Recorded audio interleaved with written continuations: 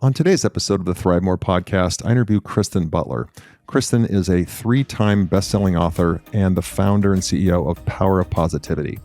She's going to talk a lot about her journey, which I can tell you she was at rock bottom, and she's going to openly speak to that. And she's turned her life around 180 degrees and living a mission-driven, purpose-driven life. There is hard science behind the power of positive thinking. It is not woo-woo and kumbaya. It is neuroplasticity, and she will talk about this science behind this and why it works. And it's not, hocus pocus, and what it is real. You can't argue the data. And I love how she talks about it, though, with such a compassionate tone. One of the most grounded and just filled with joy personalities that we've had on the ThriveMore show. I know you're going to enjoy her. Kristen Butler is the founder and CEO of Power of Positivity, a global community of over 50 million followers who share a common vision of uplifting the planet. She's passionate about helping others create personal and professional success. Kristen is also a keynote speaker, a Success Magazine noted emerging entrepreneur, and a 3-time best-selling author. With 15 years of experience in personal development, Kristen has a passion and a talent for helping others overcome challenges, achieve their goals, and expand their comfort zone. And we're going to talk a lot about comfort zone today. She attributes her own transformation, her own personal transformation, to a positive mindset and a strong faith and a healthy lifestyle as the basis for success helping others. So with that, Kristen, welcome to the show. Hi, Roger. Thank you so much for having me. I'm excited to chat. Yeah. I appreciate you coming on. So doing my research on you before joining on this call today, I found that you'd focused on leading a life of positive change since founding your company, The Power of Positivity. I would love to know, the genesis of how you got, and I read it in your book, but I'd love for you to share with the listeners the genesis of your journey, because you were very open in the book about your journey and the highs and the very, very lows, and how you've come out of that. Can you walk us through what that journey was? Absolutely. So I founded Power of Positivity about 14 years ago, and it was because I discovered my own transformation in literally every area of my life. A few years before that, I had hit a rock bottom. I had burned myself out so many times, and I found myself unable to get out of bed. Literally, I was in bed for 2 weeks straight. Wow. I just felt like I had completely failed my life. And at that point, I had lost a business. My health was struggling. And, at that point, it really just felt like, you can't get much lower than where I was mentally. Wow. And I really began to transform and get out of bed and start to brush my teeth again and call family, just from adopting a positive mindset. And it really started with gratitude. I told myself, hey, you have a bed to sleep on right now, a roof over your head, things can get better. And when you're in that place, it's really difficult to even see the silver lining of anything. Sure. What do you believe took you down that road to what you refer to in the book as rock bottom? Growing up, I always felt like I was a positive person. I had a lot of struggles. Our family struggled, but I always tried to see the good in all the challenges and push forward. But at that point, every area of my life was falling apart. I lost my business. I had a very successful business on eBay. Back then, I was a power seller, and they closed my business down. They said, you can't keep up with the orders. And my doctor also told me, your health is, out of whack. Your hormones are out of whack. You're never going to have children. Mm. And, How old were you when this was happening? in How my old were you? early 20s. Okay. Yeah. Wow. And so they said I had PCOS, and I had sacrificed my relationships also because I was trying to build this business. I was trying to hustle and grind and do my best. At that point, I literally felt like, wow, Kristen, you gave it your all. You dedicated yourself to this and you lost it. How could you even rebuild from here? The mind can really play tricks on us and make us think like there's no hope and there's no way out. Yeah. So you're laying in bed at the end of that second week. How do you make a pivot from 2 weeks of I don't even want to brush my teeth to I have got to start brick by brick turning my life around? Like, what was the epiphany or the moment? There were a lot of moments, but one was actually by force. A loved one had reported my, very negative thinking. I said, like, hey, I think I might want to give up. I don't know if I can do this anymore. And so I went to the hospital and they recommended I see a therapist. And so, yeah, back then I was very shameful that it was shameful to go through something like that, especially then. Mental health isn't as talked about. Today, it's talked about so much more than it used to be. Yep. And so seeing her started to give me a little bit of hope. And so when I went back home, it was like, well, I do have a bed to sleep on. I do have a roof over my head. And that started to kind of get me out of bed, brushing my teeth, brushing my hair, and beginning to take care of myself and kind of rebuilding again. Wow. So what was the next step? And thank you for being just so open and candid about that. That will help people to hear that, as successful as you are now, three-time best-selling author, there were days that, if I just heard you correctly, you were questioning if you even wanted to live, even wanted to go on. And Yeah. to turn all that around is so commendable. So you see this therapist. What was the next step that you took to reinventing yourself? I really just began asking what I needed. I wasn't taking care of Kristen, and I didn't even know at that point who I was, what I wanted, why I was here. I really had to rebuild. And by rebuilding, I had to ask myself so many personal questions. Hmm. And I think it's so important for us to do that. And we do get that opportunity to create that space. It's either we create it ourselves or we're kind of forced to, in Yeah. those dark times. Yeah. And I was not listening to my body and my intuition. And I was thinking that I was just driving the ship on my own. And at that point, it was like, discover why you're here, what feels good to you. And so it was really day by day, you know, Yeah. and Yeah. prioritizing feelings that felt safe, that felt good. And then I expanded from that place. And when you say expanded, talk to me about that. There was a point when I didn't even want to go to the grocery store. I was so ashamed of myself. I don't know why. I got in my head and I started going to the grocery store. I started visiting family again. It's these little steps that at that point I had to take to just begin feeling normal again. Yeah. We've talked about it on this show with other guests, and I think that shame unfortunately plays such a major role in our society, and not just our society, many societies around the world. But and I read a book, a Brene Brown book, that really hit me in the face with, this is what you're feeling. Actually, she put into words what I was feeling. No matter how successful, right? Like, the success didn't matter. You carry this burden of shame that you're never enough. It doesn't matter what you do, and I think that is so pervasive in our society. And you just said you had to have those conversations with yourself. So many of us won't stop, be still, be quiet, and confront those demons in our head. Like, it's so much easier to clean the house or to read a book or to drink a beer, to do anything to numb out, versus let me have a real conversation with myself. Those are probably the most difficult, right?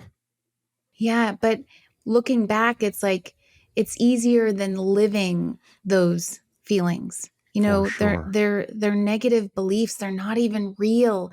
And when we allow ourselves to let them go and start leaning into our light, leaning into our goodness, it's so much easier. It Yeah. doesn't feel like it. It feels like it's harder to embrace our goodness and all of our skill sets um, and our purpose. And it feels like it's so much action when you're in a place like that.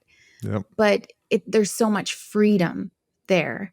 And to live in your purpose and wake up feeling good every day is so much easier than it is when you're in that dark place. But it just feels like it takes more effort. Sure. Can you just expand, please, on what you just said? Because I think it's pure brilliance that those feelings aren't even real. Oh, Because you talked yeah. in your book about that. So elaborate on that, please.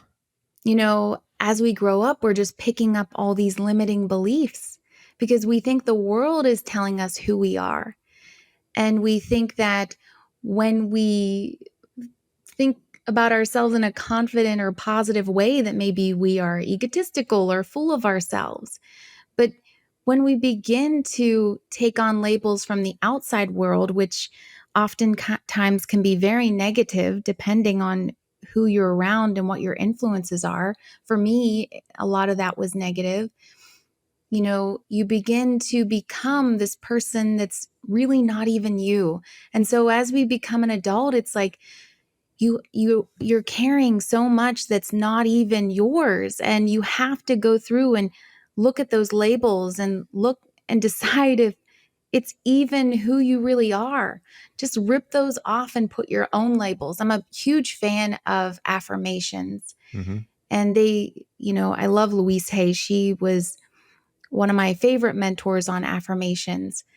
But we're always taking on all these affirmations, technically, that everyone is sharing with us as we grow up, thinking that they're true. And when we actually get to decide what's true and what's not, that's so powerful. We can Mm. completely transform our life just through affirmations. Yeah. Yeah. So let's jump into your. I want to stay in your story, but I want to jump into your book because your book is your life. Like the way you've written, and what I'm referring to is she has 3 books, but I'm referring to The Comfort Zone. So Kristen Butler's The Comfort Zone, and in this you talk about 3 different states of being.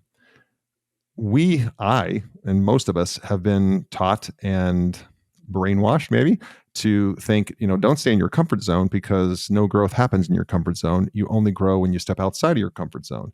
In fact, I've said that from the stage before, right? So, my belief system is all around you've got to push yourself out of your comfort zone so that you can expand your comfort zone. And then you got to push yourself out of that one again. And if you're ever comfortable, you're not growing. I'm not saying, and I'm not endorsing that that's the healthiest way to live, because as you just shared, there's baggage that comes along with that. Can you speak to the when you speak to comfort zone, what are you talking about? Let's elaborate on your definition of comfort zone. Yes. So my goal is really to redefine the comfort zone and how we relate to it. Because currently, when we label someone in their comfort zone, they're not actually in a comfortable place when you really look at their lives. They might be stuck or not taking action because they're paralyzed by fear, or, they had just experienced a traumatic event, or they've failed so many times that they just are afraid to keep going. And so they might be doing some Netflix and chill or something, but what's really going on underneath? Are they really comfortable? And so when I really began to look at the comfort zone, I realized that we don't need to be shaming ourselves for comfort, because in fact, we're working every day of our lives to eventually be comfortable. And if we spend our whole lives shaming ourselves for something that we eventually want, are we ever going to get there? I think we'll create so much resistance around that. That was a lightning bolt moment. We are working our entire lives, and that's the bill of goods we're sold. Work your entire life, struggle, save, work, so that you can finally be in your comfort zone. And if that's what you're chasing, how do you ever achieve that? Because if you're not working toward it, then we are, it's bred into us to feel shame because we're not working towards that to get to it. Wow, that's an epiphanal moment for me. Mm, Thank you. Wow. yeah, absolutely. So I just feel that we need to have a healthier relationship with comfort. And so what I found is if we actually tell those people who are quote unquote in a comfort zone, if we actually ask them, like, what would you actually be comfortable doing? What would feel good to you, truly feel good? Not numbing yourself or ignoring what's going on. And when you actually dig in, there's so much there, right? To me, being comfortable is growing because I'm expanding myself. I feel that this human experience is to experience new things, to expand our being, to be comfortable with more and more and more so that we can go out into the world and we don't have anxiety or stress with every new thing that comes about. So, to me, I really want the world to create a healthier relationship with their comfort zone and learn to expand it, because it doesn't have to be a small or static place where nothing grows. It's kind of like rings on a tree. Young sapling is going to be very small, right? And when a wind comes by, it could just uproot it, right? But an old oak tree is going to have a big, girthier base that when that storm comes, it's not going to uproot it. And when you chop it down, you'll see that it has so many years of rings. And so I like to think of our comfort zone as just so many rings that build and build and build as we expand and grow and become more of who we really are. For the audience, and even help me position then the complacent zone with the survival zone, and then your definition of the comfort zone. Yes. So in the book, I talk about the 3 zones of living. And the important part is that the one we spend most of our time in determines the quality of our life. And we're all going to be in one of these zones, all throughout our lives. And I've been in all 3 of them. The first one is the survival zone. And this is where at least most of us in the US are currently living, where it's the hustle and grind. We can never catch up on our to-do list. We're just always busy and we're just always on the go. And so when we're here, we're always living with, a nervous system that's in survival mode, right? It's like we're never really feeling truly safe or relaxed when we're in the survival zone. The second one is the complacent zone. And this is what we're currently calling the comfort zone. And like I mentioned, when we're complacent, we may seem like we're happy or that we're okay with where we are, or maybe we don't want to grow.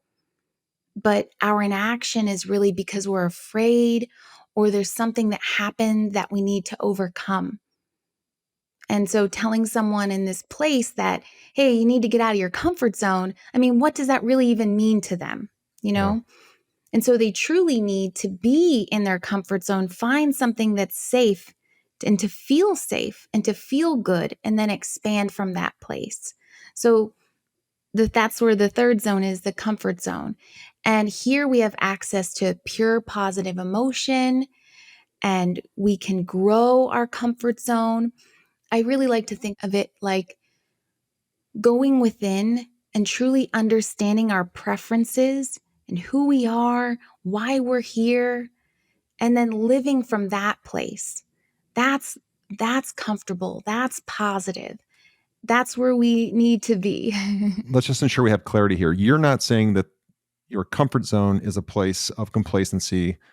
It's a place of growth, but it's a place of growth in the things in life that light you up. It's a place of growth in your pure purpose. And if you're making a ton of money as a CPA or something, but you hate accounting, then the only way to be in your comfort zone is to go do something that you love.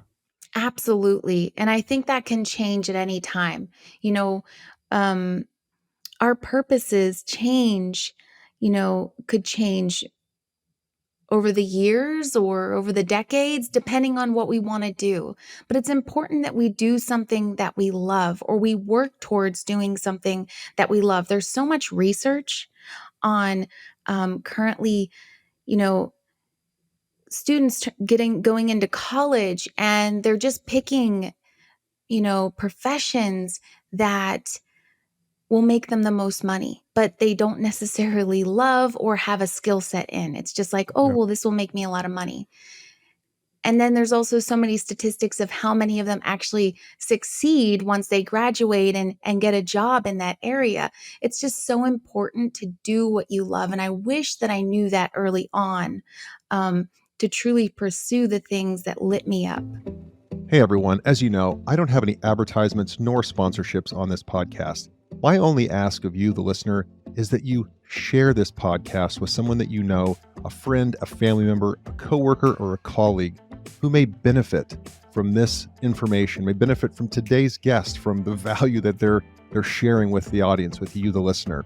When you share this podcast and our audience grows, it allows me to book more and more guests who have a great message, great nuggets of wisdom that you can benefit from, and again, your network can benefit from. So please, right now, push that share button, send it to somebody that you care about, and let's get back to the interview.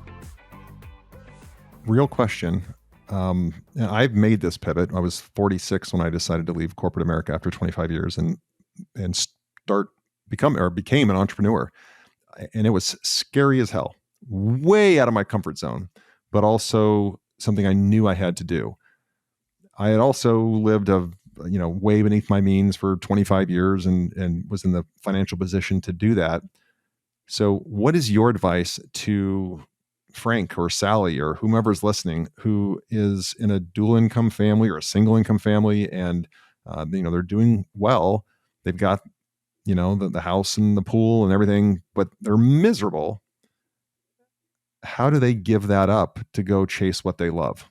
Like, what's the real answer to that? Because that's where I see people get stuck and fear just paralyzes them. But it's easier. It's easy for you and I to say it because we've made the jump. But for those who haven't made the jump, it's tangible, right? It's that tension is palpable. When you were sharing your story, it's like you thought you were getting out of your comfort zone, but where you are wasn't very comfortable, right? You That's were fair. tired of living in that That's place. fair. So you really kind of followed that inner calling that you had and you listened to it. I don't know how long you had it before you made the change, but you made that jump because you were listening to that voice inside that just kept telling you to make the switch. So if you have that burning desire, you have to trust that that path is going to come forward. Yes, it's about surrendering. Yes, it's about trusting. And you don't always know exactly what's going to happen next. It's something completely new. But isn't that like anything in this world? When you're trying something new, you don't always know exactly what's to come, but you have to trust. I really recommend bridging. So it took us about 4 years before we monetized Power of Positivity, or I even thought it was possible to do it. But I was doing it every single day and I was showing up and I was growing it. And so I was working full time and working on that as a side, but I loved what I was doing. It didn't feel like work. And so I eventually bridged it by eventually letting clients go and then pursuing Power of Positivity full time, because that was something that, wow, I would have loved to do that full time. And so not everyone gets a chance to do that kind of bridging, but I do recommend that. And that's, to me, following the comfort zone philosophy of expanding one step at a time, growing and bridging what you want to do. And so I know some people can't necessarily do that, but you can always acclimate in some way, no matter what it is. Yeah. We all have 24 hours in a day. Yep. So speak to Power of Positivity, the organization, the movement, Power of Positivity. You have an amazing following. So what is it? How do people use it? And what are your goals for it? Yeah, Power of Positivity is, like I said, over 14 years old. And I think we've created over 30,000 pieces of content. I have several people on my team now, but I just started it with my husband originally. For several years, we led it together. And so our goal is really just to spread the message of living a positive lifestyle. And I think that it's not talked about enough of how truly effective it is. It's more than just a woo woo thing.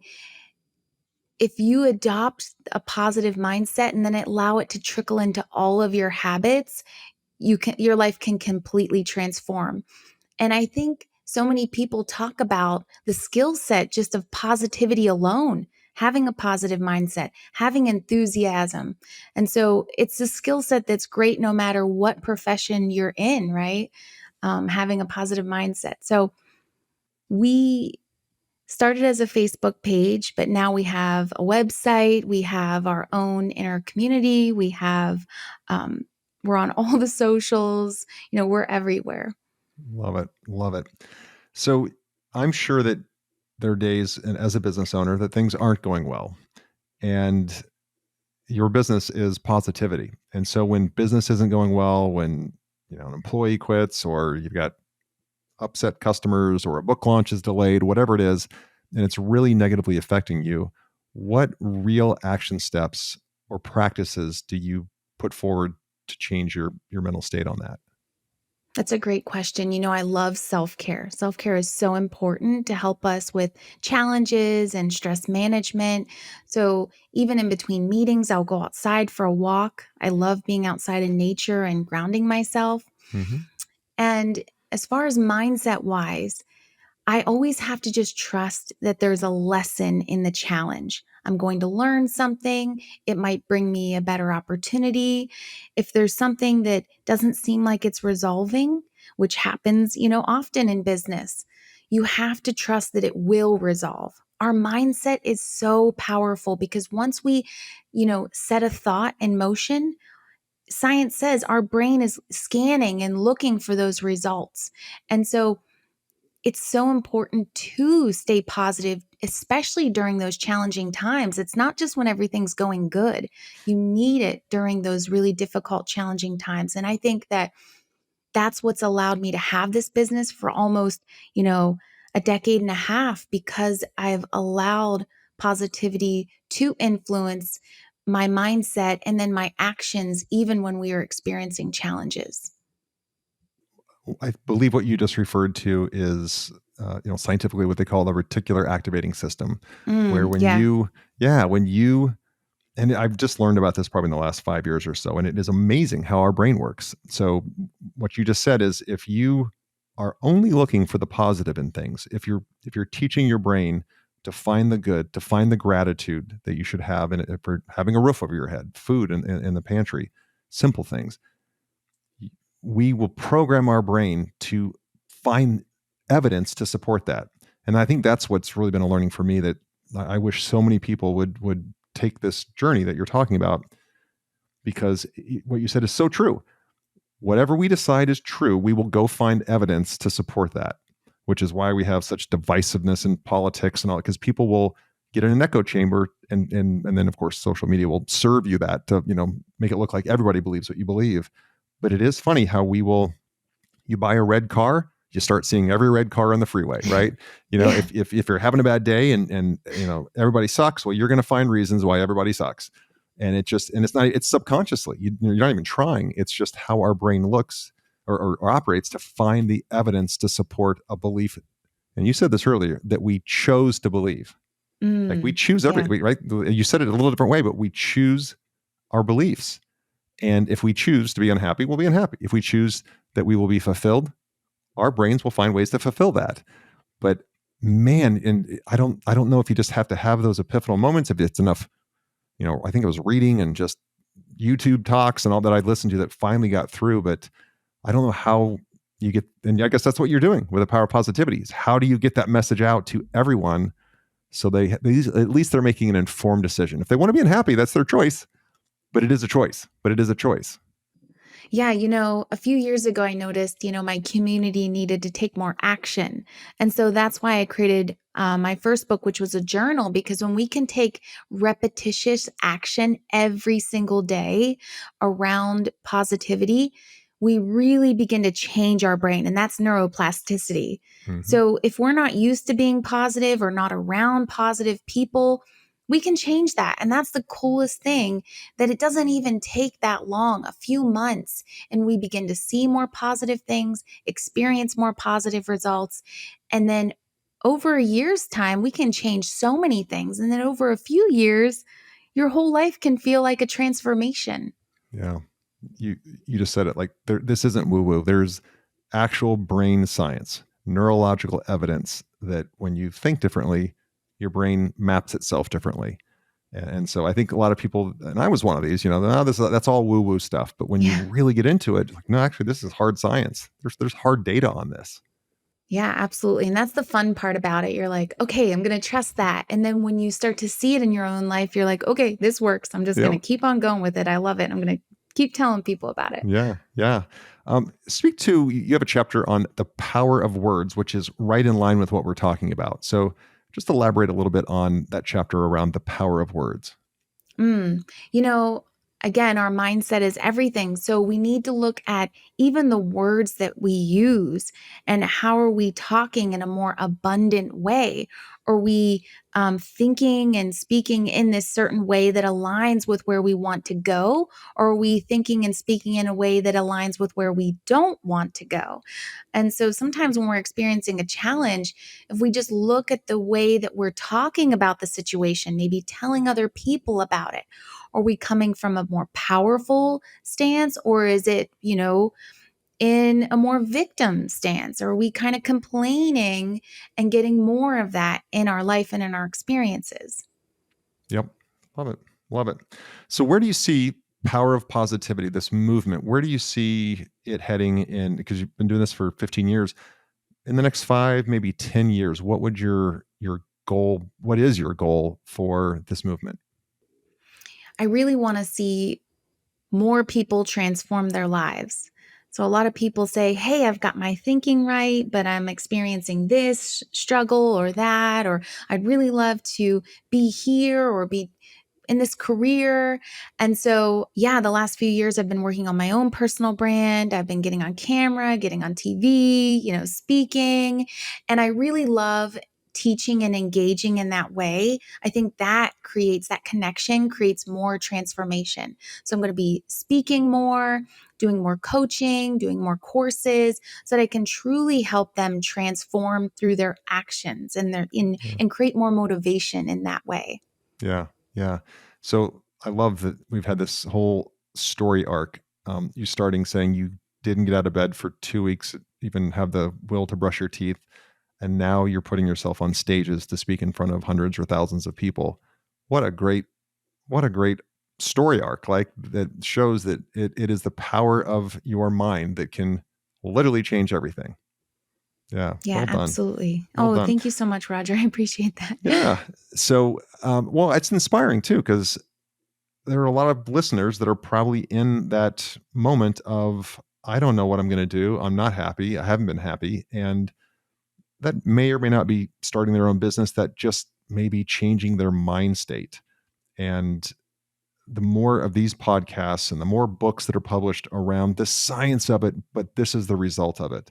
And, you don't have to just, have blind faith. Like there is science behind this, but Mm, it is incredibly powerful. So a couple of last questions. These are a little different, but and this first one's not meant to be sad or morbid by any means. But let's say we fast forward to the end of your beautiful, rich life, and you've certainly, turned your life into this amazing mission. You're very mission driven with the power of positivity. But we get to the end of your life, and we're at your funeral, and you're kind of looking down from above, and a loved one is reading your eulogy, but your loved one is only allowed to choose 3 different words to describe you. What 3 words do you hope they choose to describe the life that you've led? wow, that's such a good question. 3 words, you know,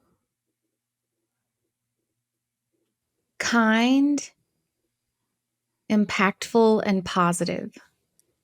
I hope I those were good, 3 good from words. from the time we've spent, I think you're living those 3 words. There's no that's the energy I get from you. I love that. And then if the second question would be, if you could wave a magic wand today and you could make one material change to the world, and we wake up tomorrow, how is the world different according to Kristen? Wow. I would love for everyone to just thrive and live in joy. Could you imagine the Mm. world where people are waking up joyful every single day? It would be such a transformation. The news would be a little different right now, for sure. Yes. Oh, For yes. sure. Yeah. Well, really important question, because you are on this mission to help people change their lives and be happier, be healthier, be positive, be joyful. Where can people find you, follow you, connect with you, connect with Power Positivity? Share, and we'll put this in the show notes too, so people can just click right on that. Yeah, absolutely. I love Instagram. So I love updating my stories and Yeah. what's going on in real time.